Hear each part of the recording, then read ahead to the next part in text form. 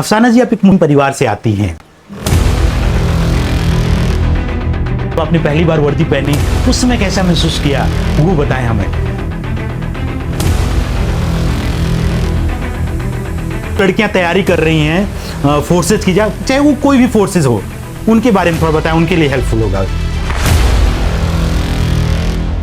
हर बड़ी सफलता एक छोटे अवसर से शुरू होती है। सजीवन स्टेशनरी मार्ट आपकी प्रतीक्षा कर रहा है। आज बिजपुर से शुरुआत करें और कल हमारे अपकमिंग मेगा स्टोर वैधन का हिस्सा बने। बिलिंग क्लर्क, सेल्स एग्जीक्यूटिव और सोशल मीडिया मैनेजर के लिए भर्ती जारी है। अपना रिज्यूमे भेजें या कॉल एवं व्हाट्सएप करें। आइए मिलकर अपने उज्जवल भविष्य की शुरुआत करें। जो लड़कियां या हमारे घर की बहनें तैयारी कर रही हैं, उन्हें थोड़ा अफसाना जी बताएंगी कि क्या रेशियो होता है मेल और फीमेल का, और कैसे क्या चैलेंजेस इनके सामने आते हैं, थोड़ा बताएं। जो लड़कियां तैयारी कर रही हैं फोर्सेज की, चाहे वो कोई भी फोर्सेज हो, उनके बारे में थोड़ा बताएं, उनके लिए हेल्पफुल होगा।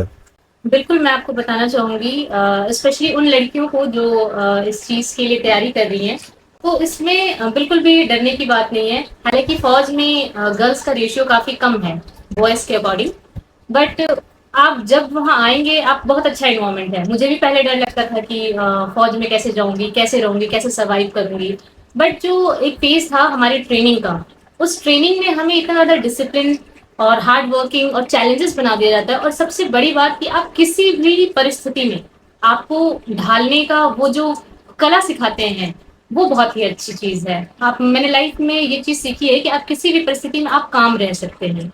तो लड़कियों को डरने की बिल्कुल ज़रूरत नहीं है। फौज बहुत ही अच्छी है और रेशियो कम है बट रिस्पेक्ट है।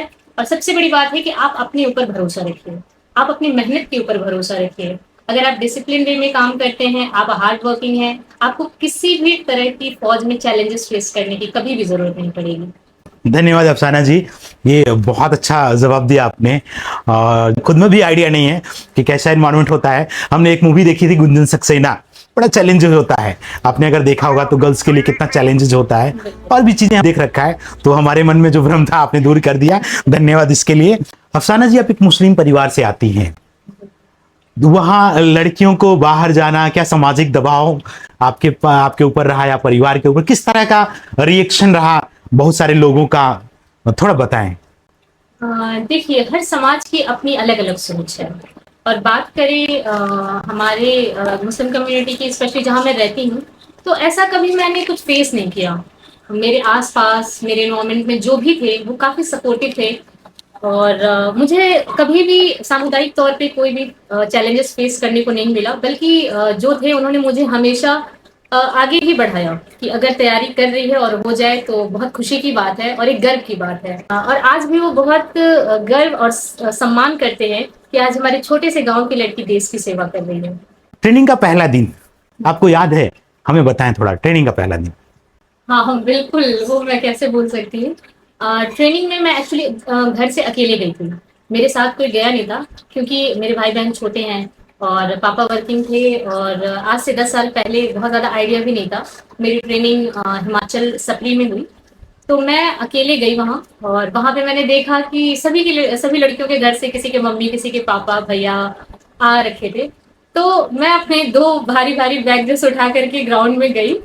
और ट्रेनिंग का वो पहला दिन था कि सबको, जो हमारे वहाँ पे ऑफिसर्स थे, उन्होंने कहा कि अपनी फैमिली को सी ऑफ करके आओ। पूरा ग्राउंड खाली हो गया और मैं अकेले बैठी थी, क्योंकि मेरे घर से कोई गया नहीं था। उस दिन मुझे ऐसा लगा कि मैं आ तो गई हूँ, बट आगे चीज़ें इतनी ईजी होने वाली नहीं है। उसी दिन से मुझे ऐसा एहसास हो गया था कि चैलेंजेस तो आएंगे, बट मैंने उन चैलेंजेस को बहुत अच्छे से फेस किया। और आज डिपार्टमेंट के अंदर मुझे बहुत अच्छा लगता है और मैं बहुत ही खुशी के साथ देश की सेवा कर रही हूँ। दोस्तों, बताते हैं, हम एक चीज बताते हैं आपको।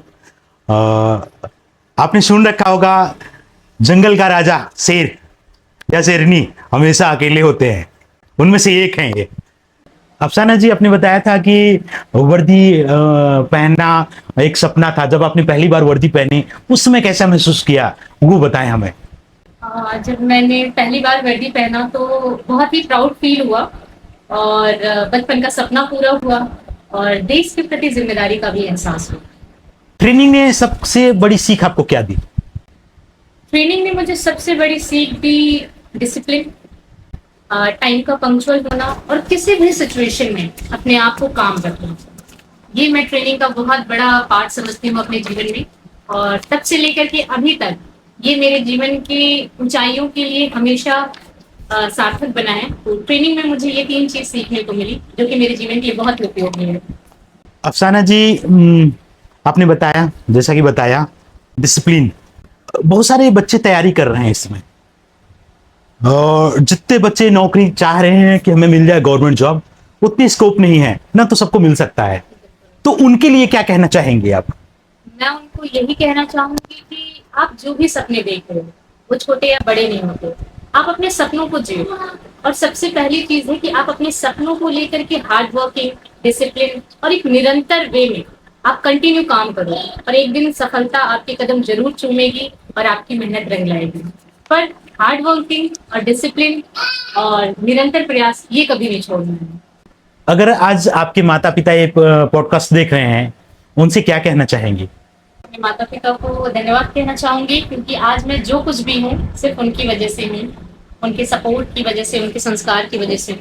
और सबसे ज़्यादा मैं थैंक यू बोलूँगी अपने पापा को, जो इस समाज में उन्होंने मुझे कभी भी अकेला फील नहीं होने दिया, हमेशा मेरे साथ खड़े रहे, हमेशा मेरे सपनों को उन्होंने उड़ान दी, और उनकी ही बदौलत आज मैं आप लोगों के सामने हूँ। क्या कभी ऐसा लगा कि एसएसबी में आपका नहीं होता तो जीवन किस दिशा में आगे बढ़ता? आज की युवा पीढ़ी की सबसे कमजोरी क्या लगती है? जैसा कि आपने पूछा कि अगर मेरा एसएसबी में चयन नहीं होता तो मैं क्या करती, मैं निरंतर प्रयास करती और कोशिश करती कि मुझे सफलता मिले। पर मैं बताना चाहूंगी कि मैं बचपन से थोड़ा बहुत गुनगुना लेती हूँ, गा लेती हूँ। तो मुझे लगता है अगर मेरा एसएसबी में चयन नहीं होता तो शायद मैं सिंगिंग में ट्राई करती। अफसाना जी, जैसे कि बताया आपने, 2017 से आप जॉब कर रही हैं, एसएसबी में हैं। इतने वर्षों बाद आप पीछे मुड़ के देखती हैं तो क्या याद आता है? सबसे ज्यादा क्या याद आता है?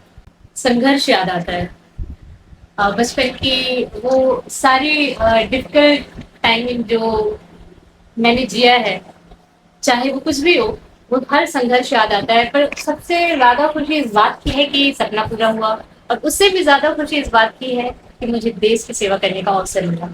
जब आज अपने गांव आती हैं, बीजपुर आती हैं, तो लोगों का व्यवहार कैसा है आपके प्रति? थोड़ा बताएं।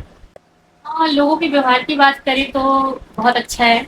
और जब भी मैं घर आती हूँ, चाहे वो मेरे आसपास के लोग हों या फिर गांव मोहल्ले के लोग, वो हमेशा मुझसे पूछते हैं कैसी हो, ठीक हो। बहुत गर्व, मतलब गौरवान्वित महसूस करती हूँ मैं उस समय जब वो मुझसे ऐसे पूछते हैं कि और बताओ, फौज में सब बढ़िया है।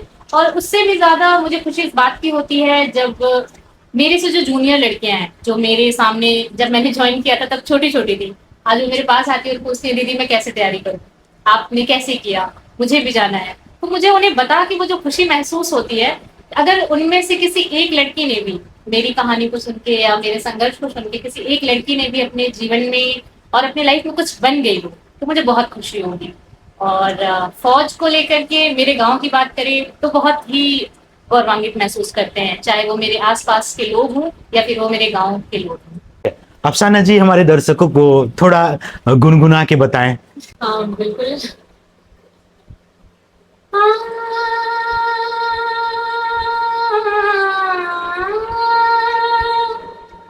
ऐ मेरे वतन के लोगों, तुम खूब लगा लो नारा, ये शुभ दिन है हम सबका,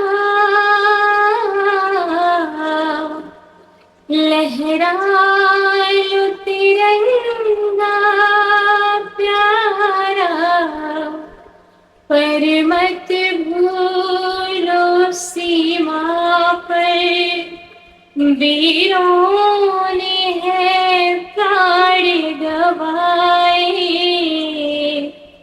कुछ याद उन्हें भी कर लो, कुछ याद उन्हें भी कर लो, जो लौट के घर ना जो लौट के घर ना आए, ऐ मेरे वतन के लोगों, जरा आँख में भर लो पानी, जो शहीद हुए हैं उनकी जरा करो कुर्बानी। अफसाना जी, 18 साल की उम्र अगर आपको दोबारा मिल जाए तो क्या अलग करेंगी? बिल्कुल, शायद अगर मैं उस 18 साल में वापस जा सकती तो मैं ये करती कि अपनी गलतियों से मैं जल्दी सीखती, बट मैं अपनी मेहनत और अपना सपना कभी नहीं छोड़ती, बल्कि निरंतर उसी प्रयास में लगी रहती। ग्राउंड कनेक्ट इंडिया का उद्देश्य ही है कि छोटे शहरों, गांव, कस्बे से जो लोग निकल के अपने जीवन में बड़ी सफलता हासिल की है, उनके संघर्ष की कहानी दिखाना। तो हमारे दर्शकों को आप क्या बताना चाहेंगे? बिल्कुल, आप ये जो दिखा रहे हैं एक साधारण परिवार की कहानी, अगर ये कहानी सभी को पता लगती है या लोग देख करके इससे मोटिवेट होते हैं, तो और भी जो साधारण गांव के या फिर साधारण से परिवार के लोग हैं, वो अपना सपना पूरा कर सकते हैं और वो सोचेंगे कि वो भी किसी दिन बैठ करके आपके साथ अपनी कहानी शेयर करें। हमारे देश की बेटियां जो देख रही हैं आपको, उन्हें अंतिम संदेश आप क्या देंगे? बिल्कुल, मैं जो भी मुझे देख रही हैं देश की बेटियां, मैं उनको अंतिम संदेश यही देना चाहूँगी कि सिर्फ वर्दी पहनने से ही देश की रक्षा नहीं होती। मैं सबको ये कहना चाहूँगी कि आप जिस भी फील्ड में हैं, आप अपने काम को अनुशासित होकर के और संघ कभी भी आप निरंतर वे में ही काम को कीजिए। अगर आप अपने काम के बीच में रुकावट लाते हैं और सोचते हैं कि आज नहीं कल करेंगे, आज नहीं कल करेंगे, तो ऐसा नहीं होता है। आप मेहनत कीजिए, अनुशासित रहिए और खुद पर विश्वास रखिए। अगर आप मेहनत करते हैं तो सफलता की मंजिल आपको एक दिन जरूर मिलेगी। दोस्तों, ये वीडियो पसंद आए तो आप इसे लाइक करें, सब्सक्राइब करें और अपने दोस्तों तक शेयर करें। फिर से दोबारा हम एक नई प्रेरणादायक कहानी के साथ मिलेंगे। धन्यवाद।